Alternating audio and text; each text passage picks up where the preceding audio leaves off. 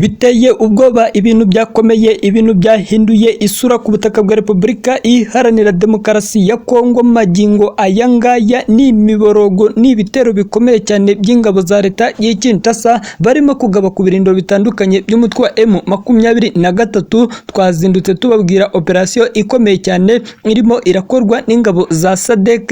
Amakuru dufite ubu ngubu nuko ingabo za SADC zamaze gutwika ibifaru by'intambara byakoreshwaga n'inyeshyamba z'umutwe wa M23. Ni ibifaru byatwikiwe mu bice bya Mushaki, mu bice bya Mweso, udasize n'agace ka Oso hano muri teritwari ya Masisi. Ari nako mu gicuku mu masaha ya saa 5 z'ijoro tumaze kumenya amakuru yuko inyeshyamba z'umutwe wa M23 zakubitiwe Kabanyobayonga, zikabona nk'urwo imbwa yaboneye ku mugezi, kuko ingabo za Kongo FARDC zacucunyuye ikiswe amasasu menshi iri ku birindiro by'umutwe wa M23. Ni amakuru yemejwe n'umuyobozi muri societe civile hariya Kanyabayonga, ubyutse ashyira ukuri kose ahagaragara, akavuga ko Kanyabayonga no mu bice bihakikije haraye humvikana amasasu aremereye, haraye humvikana imirwano iteye ubwoba, ndetse iyi mirwano bivugwa ko yasize abaturage batuye hano Kanyabayonga n'abaturage batuye mu duce twa Gikuku, Mirambure bahunze, abenshi bamaze kwinjira muri Kivu y'Amajyepfo. Aya makuru anahamijwe n'umuvugizi wa M23 mu ishami rya politike Lawrence Kanyuka. Ashyize akuri kose ahagaragara, avuga ko ihuriro ry'ingabo za leta y'i Kinshasa zabasutseho ibisasu mu ijoro, ariko M23 ikihagararaho igahangana n'ibi bitero. Bivugwa ko imodoka yo mu bwoko bwa FC ya FARDC ariyo yacucunyuraga umuriro kuri izi nyeshyamba z'umutwe wa M23. Ndetse amakuru dufite nuko imisozi yaridutse, imisozi iri yabaye umuyonga. FARDC nta mikino, FARDC nta kubabarira, irimo iramanura ibikoresho byayo byose, irimo irabinyanyagiza kuri izi nyeshyamba z'umutwe wa M23 mu rwego rwo guca intege, mu rwego rwo kurangiza burundu izi nyeshyamba za M23. Murabizi ko impinduka muri guverinoma y'i Kinshasa zirimo kuvuza ubuhuha, abarimo Jean Pierre Bemba, abarimo abaminisitiri bo mu nzego zitandukanye bakaba bamaze guseturwa, hakaba hari n'abirukanywe bazira ikibazo cy'umutekano muke uri mu burasirazuba bwa Repubulika ya Demokarasi ya Kongo. Ari nako ku munsi w'ejo imisozi yunamiye umujyi wa santere ya Sake habereye intambara ikomeye, habereye inkundura y'imirwano iteye ubwoba, kuko ibi bice abaturage benshi bavuye mu byabo. Amakuru avuga ko urugamba rw'ingabo za leta y'i Kinshasa rwarangiye, FARDC ikubitiye ahareba Inzega abarwanyi b'umutwe wa M23, yica abasirikare bayo benshi, abandi ibafata matekwa. Mu basirikare bo ku ruhande rwa leta ya M23 bafashe harimo abasirikare babiri bafite ipeti rya koroneri. Aya makuru avuga ko kandi imodoka zifashishwaga n'igisirikare cya M23 zatwitswe, izindi zigafatwa, by'umwihariko ku mashusho ndetse n'amafoto yacicikanye ku mbuga nkoranyambaga agaragaza abarwanyi ba M23 barimo kuboroga, barimo gutatabaza, barimo guhuruza imiryango mpuzamahanga bamagana ubwicanyi ngo burimo gukorerwa abaturage, ubwicanyi burimo gukorerwa abasivile. Umuvugizi w'inyeshyamba za M23 mu ishami rya politike Lawrence Kanyuka yashyize ahagaragara, avuga ko ku mugoroba w'ejo ku wa 4 tariki 30 Gicurasi 2024 ihuriro ry'ingabo za leta y'i Kinshasa zagabye ibitero bikomeje kugabwa mu bice bituwemo n'abasivile benshi. Avuga ko gahunda ya Semi DRC ku bufatanye na leta y'i Kinshasa harimo FARDC, FDLR, inyeshyamba z'umutwe w'Abawazalendo, ingabo z'u Burundi bukomeje kugaba ibitero bikomeye cyane. Umutwe wa M23 uvuga ko ibibazo bikwiye gukemurwa n'inzira ya politike, ukavuga ko ukomeje gutungurwa no kuba ingabo ziri ku ruhande rwa leta y'i Kinshasa zirimo SADC zikomeje kwica inzirakarengane z'abasivile. Kanyuka yavuze ko ibihugu biri muri uyu muryango wa SADC birimo Tanzania, birimo Afurika y'Epfo, birimo Malawi bigomba kwirengera ingaruka zose zizaturuka mu byaha bakomeje gukorera ikiremwa muntu. Iri tangazo rikomeza rivuga ko ibitero byabaye kuri uriya wa kane tariki 30 Gicurasi 2024 byahitanye abasivile 10, abandi benshi barakomereka, mu gihe abandi benshi bavuye mu byabo nyuma y'inzu zabo zasenywe n'ibisasu biremereye byarashwe kuri M23. Rikomeza rigira ati FCI cyangwa se RMC nk'uko yakomeje kwirwanaho no kurinda abaturage yabashije gusubiza inyuma, ibasha guhangana n'ibitero bya leta y'i Kinshasa, ndetse nta basirikare benshi twatakaje ahangaha. Gusa wowe icyo tugomba kukubwira nuko inyeshyamba za M23 zatakaje ibikoresho byinshi bya gisirikare, zanatakarije abasirikare kuko FARDC irimo irarashisha imodoka zigezweho zo mu bwoko bwa EPCS. Ni imodoka zisanzwe zitwa Electronic Protection Commission, bivuga ko ari imodoka zikorwa n'uruganda ruturuka hariya mu gihugu cya Georgia, zikaba ari imodoka urasa n'izimeneke nizo igisirikare cya Kongo FARDC kirimo kwifashisha. Umutwe wa M23 uragaragaza ko wamaze kugaragaza ko leta y'i Kinshasa ikomeje kugaba ibitero bitandukanye ikoresheje ingabo za SADC, ikoresheje ingabo z'u Burundi, ndetse kuri ubu ngubu FARDC ikaba ikomeje kugaba ibi bitero mu rwego rwo gusenya amasezerano ya Rwanda ndetse na Nairobi, kuko aya masezerano yategekaga ko intambara igomba guhagarikwa, hakabaho ibiganiro hagati ya M23 ndetse na leta y'i Kinshasa. Ariko kuri ubu ngubu leta y'i Kinshasa nta gahunda n'imwe ifite y'ibiganiro, ahubwo yo irashaka gukomeza gusuka, irashaka gukomeza kwatsa umuriro kuri aba barwanyi b'umutwe wa M23. Inkuru ikomeje kuvugwa n'abatari bakeya, inkuru ikomeje kwandikwa mu binyamakuru bigiye bitandukanye, ni isenywa ry'ibirindiro bya M23. Kuri ubu ngubu M23 yamaze kwamburwa uduce duherereye hano muri teritwari ya Masisi. M23 kuri ubu ngubu bayisatiriye hariya mu birombe by'amabuye y'agaciro, kuko ingabo za Kongo FARDC zamaze kwegera neza ibirombe by'amabuye y'agaciro ya Rubaya, kuko FARDC irimo iragaba ibitero bikomeye cyane ishaka kwisubiza ibi birombe by'amabuye y'agaciro bya Rubaya. Kuko amakuru ahari, amakuru udakwiye gucikwa, nuko ingabo za M23 zirimo gusoresha imisoro myinshi hano muri Rubaya, zirimo gusoresha imisoro izifasha kugura intwaro zigezweho. Abasesenguzi mu bya politike n'abakurikirana hafi iby'iyi ntambara iri muri uburasirazuba bwa Kongo bemeje badashidikanya ko ibirimo kubera hano Rubaya bishobora gusiga M23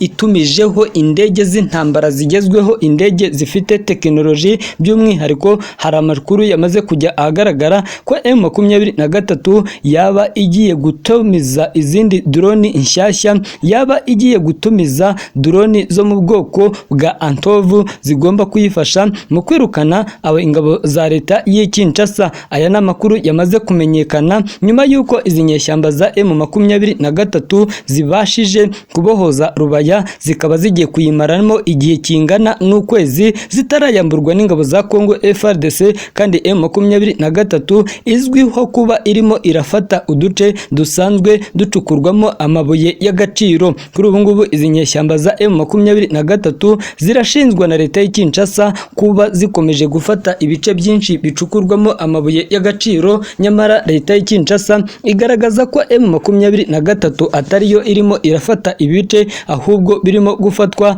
n'ingabo z'u Rwanda RDF n'ingabo z'Ubugande UPDF, kuko ngo hashize n'iminsi habaye inama ikomeye cyane yahuje umugaba mukuru w'ingabo z'u Rwanda General Mubaraka Muganga ndetse n'umugaba mukuru w'ingabo z'Ubugande General Muhoozi Kayine Rugaba. Aba bombi baganiriye ngo ku bibazo birebana n'umutekano muke uri mu burasirazuba bwa Repubulika ya Demokarasi ya Kongo. Leta ya Kongo murabizi ko ishinza u Rwanda n'Ubugande gushyigikira uyu mutwe wa M23. Kuri ubu ngubu umugaba mukuru w'ingabo za Repubulika ya Demokarasi ya Kongo General Christian Chiwewe Songweso arateganya gukora amavugurura mashya mu gisirikare mu rwego rwo kugaragaza ko atishimiye imirwanire mishya ifitwe n'ingabo za Kongo FARDC, kuko kuri ubu ngubu abasirikare ba FARDC ngo barananiwe, bakomeje kugaragaza ko batifuza gukorana n'ingabo zigiye zitandukanye, kuko hari ingabo zitinya kugera imbere ku birasaniro, by'umwihariko hari ingabo zitinya kujya imbere ku kibuga cy'imirwano ngo barasane imbona nkubone n'izi nyeshyamba z'umutwe wa M23. Gusa hashize iminsi tubabwiye ukuntu abaturage batuye muri teritwari ya Rucuru batubwiye ukuntu uko bwije nuko bukeye babona abasirikare batazi, bikarangira barengeye mu birindiro by'inyeshyamba z'umutwe wa M23. Ni abaturage batuye hariya ku mupaka wa Kitagoma uhuza Repubulika ya Demokarasi ya Kongo n'igihugu cy'Ubugande, bagiye batubwira ukuntu bakomeje kubona abasirikare baza bambaye uniform batazi, ndetse bikarangira abasirikare baburiye mu birindiro bigenzurwa n'umutwe wa M23. Abenshi bavuga ko ingabo z'Ubugande zirimo kwinjira rwihishwa, zirimo kwinjira kuza gufasha umutwe wa M23, ndetse kuri ubu ngubu ngo Ubugande n'u Rwanda nibyo bihugu birimo kwicukurira umutungo kamere wa Repubulika ya Demokarasi ya Kongo. Murabizi saga imaze iminsi Perezida Tshisekedi agaragaza ko agiye gushyira mu nkiko uruganda rwa Apple rusanzwe rutunganya ibikoresho by'ikoranabuhanga birimo telefone za iPhone, birimo mudasobwa, ndetse kuri ubu ngubu uru ruganda rukaba rwaramaze kumena umuceri hasi, rukagaragariza Perezida Tshisekedi ko badatewe ubwoba n'ibyo arimo aratangaza, ko biteguye kujya mu rubanza urwo ari rwose baredwa na leta y'i Kinshasa, ngo kuko aya mabuye bayagura biciye mu nzira nziza, aya mabuye bayafitiye inyandiko, aya mabuye bayafitiye za fagitire, biteguye kuburana n'uwari wese uzagerageza kubashinja kuba bacukura amabuye mu bice bitazwi. Kuri ubu ngubu leta y'i Kinshasa yari irimo irarega igaragaza ko leta cyangwa se uru ruganda rwa Apple rugura amabuye ku butaka bw'igihugu cy'u Rwanda, kandi aya mabuye bizwi neza ko ava ku butaka bwa Repubulika ya Demokarasi ya Kongo, by'umwihariko hari abaturage b'igihugu baba bayasizeho amaraso. Kuva icyo gihe kugeza na n'ubu ngubu Perezida Tshisekedi aherutse kugaragaza ko azitegura agatangiza ibi birego, by'umwihariko kandi leta ya Kongo niramuka ngo ireze uru ruganda rwa Apple ikaba yarutsinda, yiteguye guhabwa indishyi z'akababaro, kuko ibi birego byazamutse ubwo u Rwanda ku isoko mpuzamahanga rwagurishaga ibiro birenga toni zirenga 200 za korota, mu gihe leta ya Kongo yagurishije toni 199 n'ibice bisaga 8, bikavuga ko yarushijwe n'u Rwanda, kandi bizwi neza ko ku butaka bw'u Rwanda ngo nta hantu korota icukurwa nk'iri kuri ubutaka bwa Repubulika ya Demokarasi ya Kongo. Ndetse Perezida Tshisekedi na guverinoma y'i Kinshasa bagakomeza gushimangira batanahakana ko u Rwanda arirwo rwabashoyeho intambara rugambiriye gusahura umutungo kamere w'iki gihugu. U Rwanda ruhakana ibirego byose rushinzwa na Kongo, rukagaragaza ko nta nkunga n'imwe ruha umutwe wa M23, ahubwo Kongo ko igomba gutandukana n'inyeshyamba z'umutwe wa FDLR zigizwe ahanini n'abasize bakoze jenoside mu gihugu cy'u Rwanda guhera 1994. Kuri ubu ngubu amakuru dufite nuko hari imyitozo ikomeye cyane, imyitozo idasanzwe irimo irabera mu gihugu cya Turukiya. Ingabo z'u Rwanda zitabiriye iyo myitozo irimo gukorwa ku rwego rwo hejuru, irimo kubera mu gihugu cya Turukiya. Ni imyitozo kandi yitabiriwe n'umugaba mukuru w'ingabo z'u Rwanda General Mubaraka Muganga n'itsinda ry'abasirikare ayoboye. Bivuga ko bitabiriye iyi myitozo irimo irahuza ibihugu birenga 54. Iyi imyitozo ntigamije kuba hari intambara bagiye kwinjiramo, ni imyitozo ahubwo bivuga ko igomba kuzafasha umuntu wese witabiriye iyi myitozo kuvana ubumenyi ku gisirikare cya Perezida cya perezida wa Turukiya Erdogan. Bivugwa ko kandi perezida wa Turukiya yashyize ukuri kose ahagaragara, akagaragaza ko yiteguye gukorana n'uwo ari we wese uzagerageza kumwaprocinga amusaba ubufasha, kuko igihugu cya Turukiya ni kimwe mu bihugu bisanzwe bifite ingabo nyinshi mu bihugu bitandukanye, ni kimwe mu bihugu bisanzwe bifite ikiswe igikoresho. Igihugu cya Turukiya ni igihugu gisanzwe cyiyubatse mu bijyanye n'ikoranabuhanga, kuko ubu Turukiya ni imwe muri gisirikare gisanzwe gikoresha ubwirinzi bw'ikirere, air defenses. Ni gisirikare gisanzwe gikoresha za mbunda za night vision, bivuga ko ari imbunda zirasa ku muvuduko udasanzwe, kandi byaba mu gihe cy'ijoro ukayireberamo neza, umuntu ukaba umureba ku manywa. Bivuga ko Turukiya ari igihugu gisanzwe gifite ikoranabuhanga rihambaye kuri iyi si, kuko Turukiya iza mu bihugu bitanu bifite ikoranabuhanga rihambaye, nyuma ya Leta Zunze Ubumwe za Amerika, nyuma y'Uburusiya, nyuma y'ibihugu nka China, nyuma y'ibihugu nka Japan, dore ko ibihugu ari byo biza ku isonga mu bihugu bifite ikoranabuhanga rihambaye mu gucura intwaro. Reka tubashimire, tubasabe wowe udukurikiye bwa mbere urebe munsi ya video kandi subscribe, ubundi amakuru yacu dukomeze kuyakugezaho 5 kuri 5.